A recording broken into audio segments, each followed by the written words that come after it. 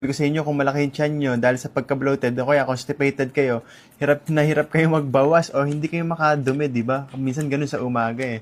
Ayun sabi ni Idol, oh, yes, legit po, na-try ko na rin yan, maganda sa tiyan ko. Oh, di ba? Guys, kaya ayun nga, kung malaki yung tiyan nyo dahil sa pagka-bloated o kaya constipated kayo, ito inumin nyo. Nestic Lens ng Nestle. Alam niyo kung bakit maganda to? Meron siyang 4.5 grams ng fiber. Ang maganda sa kanya, sugar-free pa. Yung nakalagay na sugar dito, yung katulad po sa Coke Zero.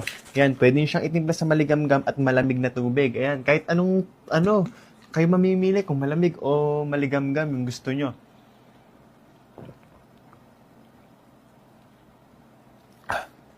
Grabe, napakasarap. Lasang-lasa yung cucumber at lemon niya.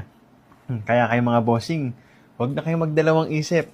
Tapos sa isang kahon nito, ayan, 10 pieces na sachet na yung laman niya. Yan. Saka guys, sa isang sachet niyan, 2 cups ng water po yung ilagay nyo. Ayan, 2 baso ng tubig yung ilagay nyo sa isang sachet. Ganun lang po yung pagtimpla niya.